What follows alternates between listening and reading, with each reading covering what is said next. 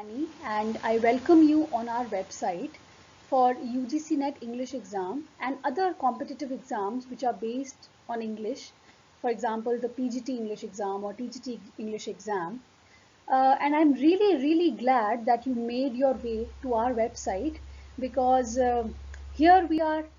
What we have started is that we will be able to, I hope that we will be able to provide you with the notes and also some of the video lessons that will be beneficial for you to be able to get through the exam.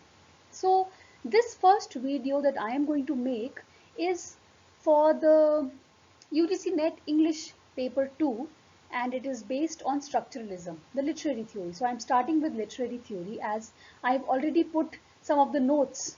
I would recommend you to go and read the blog on structuralism.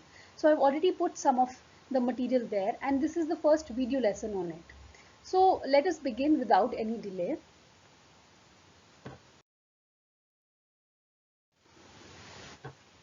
So when we listen to the term structuralism, there is this term structure in it. I want you to analyze that what will you be able to make of the word structuralism. It has this structure word in it. So see, a structure is a layout of something, how a thing is structured. So structuralism is also based on that, Structuralism basically talks on the language of the text, how the language of a text is structured basically, what are the formal properties of the text. So let us see, structuralism, it emphasizes on the language or formal properties of text, their structures and frames in specific genres like novel or poetry. So you can take up any of the particular genre and talk about the language or the formal property of that particular poetry or a novel. So that is what structuralism focuses upon, the formal properties of a text. All right. Now, structuralism is basically an extension of new criticism. If you have heard the term new criticism, you will be able to make it out. If you have not, let's just go through a bit of new criticism. Now, new criticism is a term that is taken from the work of John Crowe Ransom. It is very important that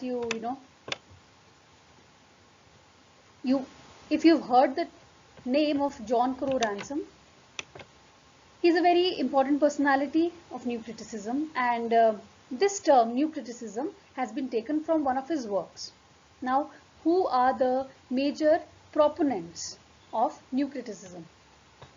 Kenneth Brooks, Robert Penn Warren, William Wimsatt, and Monroe Beardsley, R.P. Blackmore, and I.A. Richards. Now see, Wimsatt and Beardsley, we usually take their name together because they've worked together on many of the works. They've worked together and researched many, they've written a lot which is together. So therefore these are the major proponents of new criticism. Also very important names from the point of view of exam. Now what is their view?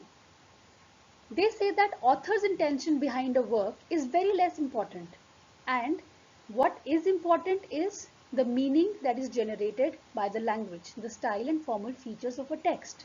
Now what does that mean? Again, new critics said that if you take up any of the text,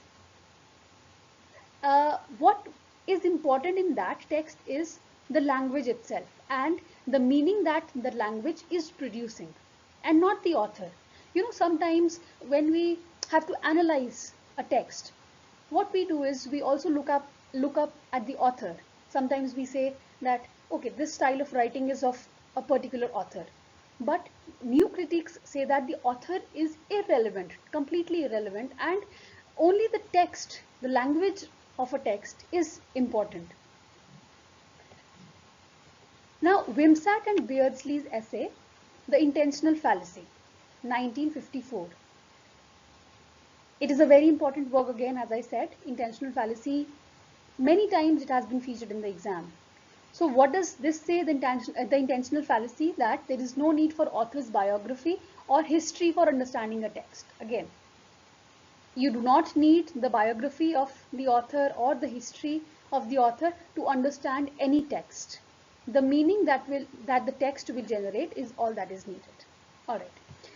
Autotelic text. What is an autotelic text? As the name suggests, it says that a text can completely stand alone irrespective of the author's name in it.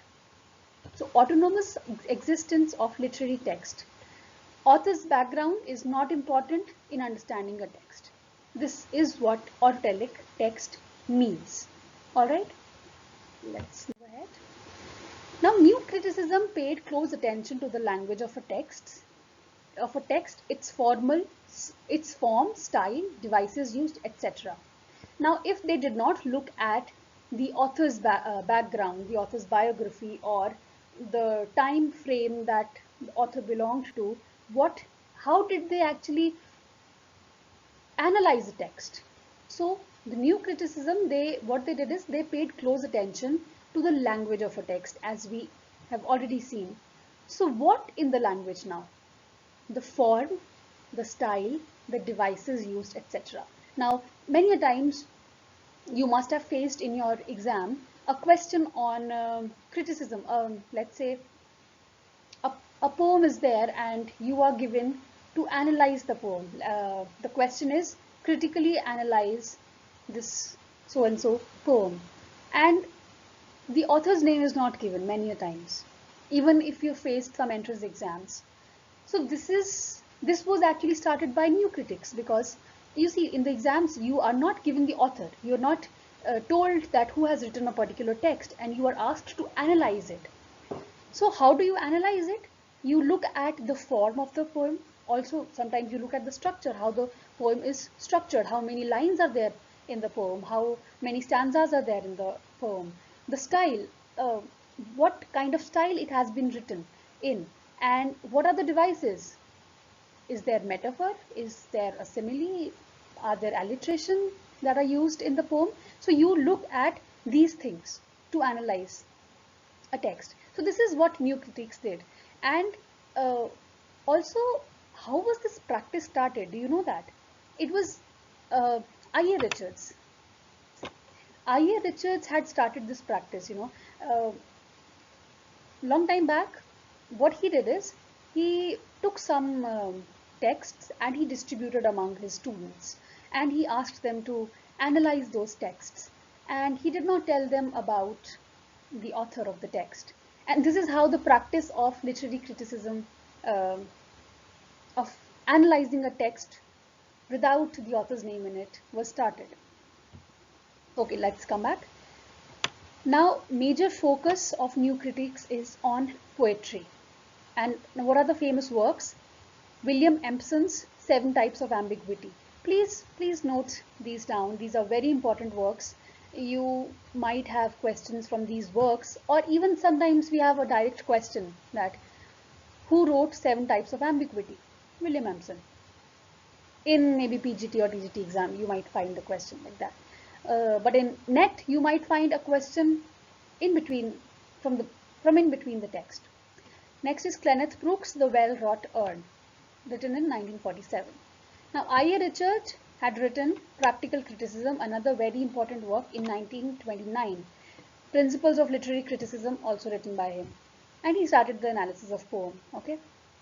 Now let's come back to structuralism. What we talked about is structuralism is an extension basically to new criticism. Now, what structuralism, just a little note on it. The relationship between various elements within self-contained, well-organized structure of a text to understand the manner in which a text produces meaning. Okay, so structuralism basically focuses upon the relation of different elements that are there in the text. For example, elements like voice, character, setting, and their combination. So the combination of all these, voice, character, setting, all these are looked into, and then a relationship is formed, and this is how a text is looked upon in structuralism. Alright, so that is it for this lesson, and I hope that you understood it was just an introduction part to structuralism, and I also hope that you will come back in the next lesson that we do. Thank you.